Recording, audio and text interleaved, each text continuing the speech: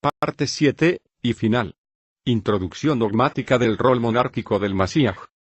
Ya hemos visto anteriormente la evolución del concepto del Masíaj. Pero nos toca ir a la etapa que causó un punto de inflexión en algunos sectores del judaísmo. El responsable de esto es Moshe ben Maimón, Maimónides, Rambam. Este gran sabio, el cual aunque nunca aceptó al Masíaj Yeshua, se le debe respeto debido a sus otros escritos extraordinarios de temas rabínicos, talmúdicos. Para ello voy a copiar del estudio, el Masíaj desde una perspectiva judía. Por el Saliaj Eliyahu González. Que la paz sea sobre él. Séptima etapa, periodo post-talmúdico, Maimónides, 1135-1204 después de Masíaj. Con el nacimiento de Moshe ben Maimón, Rambam, en Córdoba, España, surge la primera figura intelectual judía que, independientemente del resto, presenta una posición dogmática judía acerca del Masíaj. En su clásica obra, Mishneh Torah, incluye una sección también conocida como Las leyes del rey Masíaj, Ilhot Melech HaMasíaj, donde afirma categóricamente que, en los días del rey Masíaj, cuando su reinado haya sido establecido y todo Israel reunido a él, la descendencia de todos ellos será confirmada por él, por medio del Espíritu de Santidad, que reposará sobre él, como está escrito, y él se sentará como un refinador y purificador de plata, y purificará a los hijos de Leví, y pulirlos como el oro y la plata. Malaquías 3:3. Y también dice, y él establecerá la descendencia no solo de Israel, sino de cada tribu. Y en aquel entonces no habrá más hambre ni guerra, ni envidia ni competencia, sino que la bondad abarcará todo. Todas las delicias serán tan comunes como el polvo. No habrá otra ocupación que no sea conocer al Eterno en todo el mundo. Y ellos adquirirán el conocimiento de su Creador, tan cual el poder humano lo permitirá, como está escrito, la tierra estará repleta del conocimiento del Eterno, como las aguas cubren el mar. Isaías 11:9.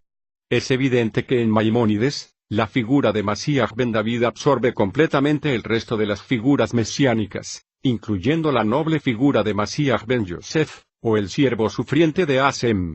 Por la influencia de Maimónides como codificador de la ley judía, la mayoría del judaísmo moderno se fundamenta en su Ley de los Reyes, para el concepto judío moderno sobre el Masíaj. El Masíaj de Maimónides es regio, no sacerdotal. Con la mira de defenderlo, el sabio cordobés nos dice, si se levanta un rey de la casa de David, que estudia y profundiza en la Torá, y se ocupa de los mandamientos como David su antepasado, de acuerdo a la Torá escrita, y oral y encaminará a todo Israel a transitar en ella, y reparar las brechas, y si él luchara las guerras de Elohim, contra los enemigos de Israel, nosotros podemos, con convicción, considerarlo Masíaj bejasaká, posible Masíaj. Si tiene éxito en lo anterior, reconstruye el templo en su sitio, y reúne la diáspora de Israel, él es definitivamente el Masíaj, Vadai. Indefectible Masíaj. Y por lo tanto perfeccionará el mundo entero, para servir a Elohim unidos, como está escrito en Sofonías 3:9. Yo transformaré a las naciones a un lenguaje claro para que invoquen todas el nombre de Elohim, y lo sirvan con único propósito. Si él no tuviera éxito a este grado, o él fuese muerto, él no es ciertamente el Redentor, prometido por la Torá, y debe ser considerado como todos los otros reyes apropiados, y legítimos de la dinastía de David que murieron. Y Hasem no lo estableció sino para probar a muchos, como está escrito en Daniel 11:35, algunos de los sabios tropezarán, para purgar, refinar, y para clarificar, hasta el tiempo designado, para el que todavía tiene que venir. Cuando analizamos esta declaración de Maimónides, percibimos para nuestro estudio tres cosas importantes que marcan el pensamiento judío moderno del Masíaj. 1. Posible Masíaj, Masíaj, bejasaká, e indefectible Masíaj, Masíaj, Vadai. 2. Dos etapas en la revelación del Masíaj. Primero, un gran maestro de Torá que atrae a todos los judíos a su observancia. Segundo, reconstrucción del templo y conclusión del exilio judío. Una vez que realice lo segundo, puede ser considerado Masíaj Vadai, indefectiblemente Masíaj, y el resto de las profecías serán cumplidas. 3. Si muere en el proceso, no es el Masíaj. La muerte termina cualquier pretensión mesiánica del aspirante. Fin de la cita, páginas 12 al 13. Básicamente este es el fundamento dogmático de Maimónides sobre su visión del Masíaj. Y ya sabemos que en parte a quien va dedicado esto, por supuesto que al Mesías cristiano. Lo que nos llevaría a pensar, si Yeshua no hubiera aparecido en el primer siglo, realizando todos los hechos que nos narra la Mishnah Netzarita, y no se hubiera desarrollado luego el cristianismo, Maimónides en su comentario sobre el Masíaj hubiera sido tan radical con el rol monárquico, o, todo lo contrario, hubiera desarrollado los demás roles del Masíaj. Sin embargo, este argumento choca con los textos del Talmud. Como ya se ha dicho antes, esto no es un argumento absoluto, aunque muchos quieren hacerlo ver de esa forma. Por tanto, hay pensamientos diferentes. Por ello quiero agregar otros autos proclamados Masíaj en siglos posteriores, para que puedan entender el porqué de este cerco dogmático. En Grecia en el siglo V después de Masíaj, con la figura de Mosé de Creta, cuya intención era llevar a los judíos a la tierra de sus antepasados cruzando el mar Mediterráneo. Les prometió dividir las aguas y conducir a sus partidarios hacia Jerusalén. En el día prometido dirigió a toda la población de Creta en una larga procesión hacia el mar, provocando así la muerte de muchos de sus seguidores. David al-Roy, quien apareció en 1147 durante la Segunda Cruzada, originario de Kurdistán, hombre culto con gran carisma, se declaró a sí mismo Mesías. Con la promesa del regreso a Jerusalén intentó convencer a la población judía de Bagdad de que se rebelara contra el sultán de Persia. El monarca exigió a los judíos que entregaran a al-Roy, pues de lo contrario se verían expuestos a una terrible persecución. Existen diversas versiones que pretenden explicar el fin de al-Roy, pero todas coinciden en afirmar que su influencia persistió aún después de su muerte. Abraham, Ben Samuel, Abulafia. 1240-1291. Nacido en Zaragoza, España, Abulafia fue un hombre de gran cultura, excéntrico y aventurero. En su búsqueda de la verdad espiritual estudió filosofía, ciencia y medicina, pero ninguna de estas disciplinas satisfacía la misión para la cual se sentía destinado. En sus viajes entre España e Italia, tuvo contacto con la cábala o mística judía, que lo llevó a componer lo que llamó una nueva cábala, para llegar a la verdad. Paulatinamente fue adquiriendo adeptos. En 1284 escapó a Sicilia en donde afirmó haberse entrevistado con Dios. Convencido de su misión, Abulafia trató de convertir al judaísmo al Papa Nicolás III, y solo la muerte intempestiva del pontífice lo salvó de la hoguera. David Reubeni, 1490-1535-1541, fue un activista político judío, descrito por la enciclopedia judía Sengol como mitad místico, mitad aventurero. En 1524 apareció misteriosamente en Roma para proponerle al Papa Clemente VII, una alianza militar entre Alemania y el mundo cristiano, para derrotar a los turcos y reconquistar Jerusalén, obteniendo la aprobación del pontífice. Poco después Reubeni se recuperó sorprendentemente de una grave enfermedad. Las noticias del hombre extraordinario que realizaba milagros se transmitieron por toda Europa.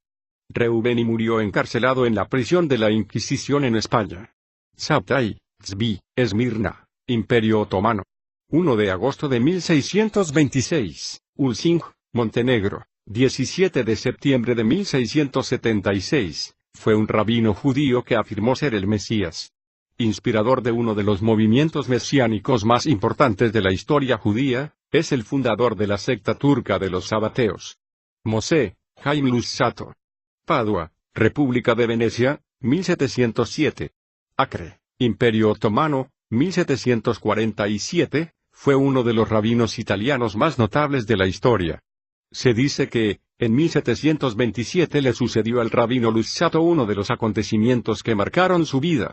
Como otros rabinos antes que él, el sabio italiano afirmó haber recibido la visita de un Magid, un ángel, acompañado por el profeta Elías, y plasmó su encuentro, y sus conversaciones, en una serie de textos que preocuparon a los rabinos de su tiempo, los cuales llegaron a amenazarlo con la expulsión. Visto esto, hermanos míos, toda actitud condenatoria a los cercos que el judaísmo ha colocado al Masíaj, debe ser desechada de inmediato, pues debemos entender que ha tenido razones para hacerlo. Ahora bien, sigamos viendo otra parte de este interesante estudio de el Masíaj desde una perspectiva judía. Por el Saliaj Eliyahu González. Que la paz sea sobre él. ¿Puede entonces el Masíaj provenir de la muerte? Maimónides dijo que, si muere en el proceso ya sabemos que no es el Masíaj. Es cierto, pero lo que Maimónides olvidó fue, el recurso de la resurrección del Masíaj que el Eterno había profetizado por medio de sus santos profetas. De nuevo, la idea de un Masíaj que viene de la experiencia de la muerte, no es una idea extraña al judaísmo, sino una idea judía única en su clase. No solamente anticipado por los profetas, no dejarás el alma de tu justo, Masíaj en el Seol para siempre, Salmo 16, sino enfatizado por grandes autoridades rabínicas posteriores. Veamos las evidencias dadas por varios testigos judíos modernos en relación con los profetas hebreos. Entre ellos tenemos a 1. Rashi, Rabino Selomo, Itzhaki, 1040-1105. En sus comentarios sobre el libro de Daniel, 12, escribe, el Masíaj, rey Masíaj, se revelará y luego se ocultará y entonces se revelará una vez más, y así se dice en el Midrash sobre Ruth y en los poemas de Rabí Eliezer HaKalir. Más adelante, citando el Talmud, Sanedrín 98b, donde dice, si el Masíaj, rey Masíaj, viene de entre los muertos va a ser alguien como Daniel. Rashi explica que esto significa exactamente lo que dice, Masíaj, rey Masíaj, puede venir de entre los muertos. 2.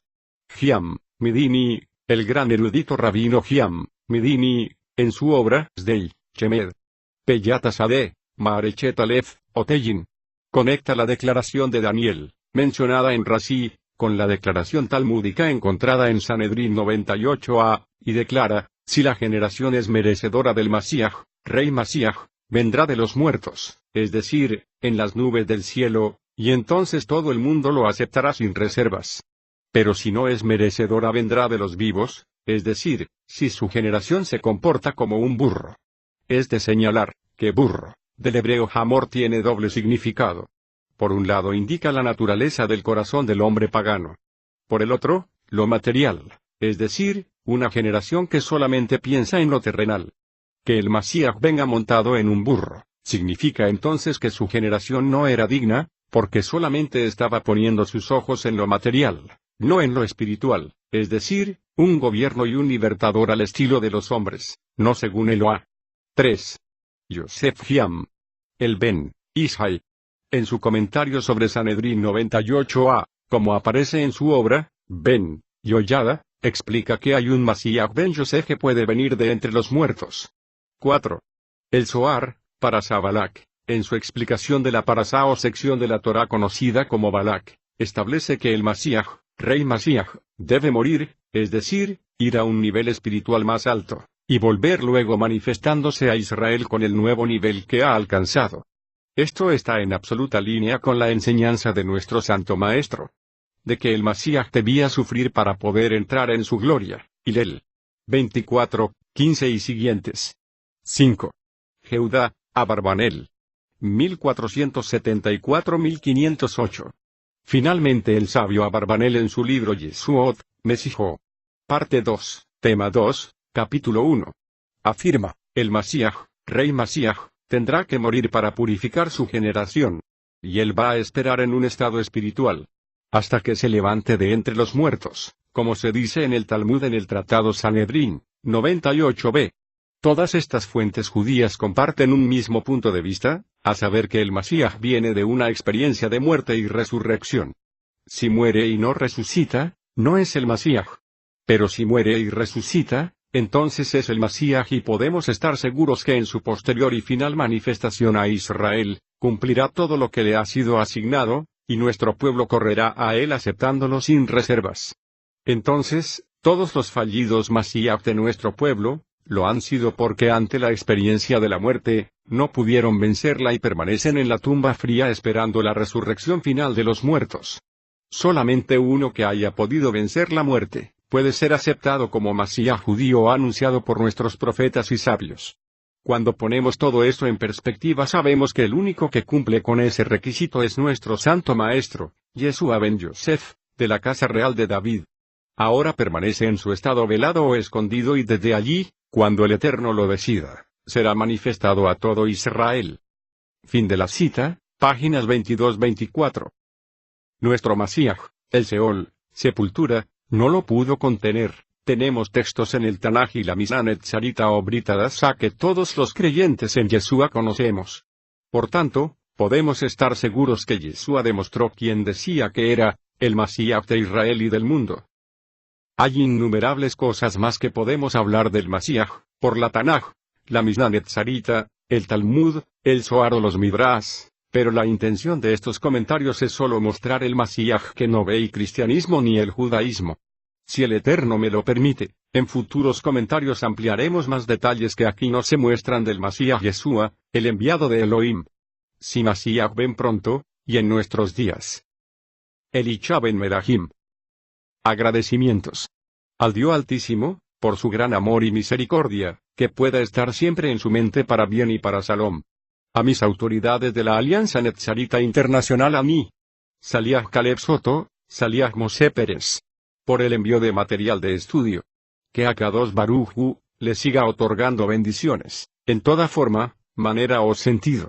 Saliach Eliyahu González More, mentor, y gran amigo, que me enseñó los primeros pasos en el estudio de la Torah. Que el Salón del Eterno sea con usted, en medio de sus seres queridos. Y permita seguir dando bendiciones en su abodá.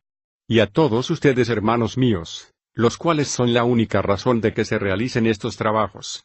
Que el Eterno permita que las fuerzas espirituales de Jokmah, sabiduría, Binah, entendimiento, sean depositadas en cada uno de ustedes, para que pueda dar como fruto, el Dat, conocimiento aplicado, en este camino de la redención. Shalom Alejem.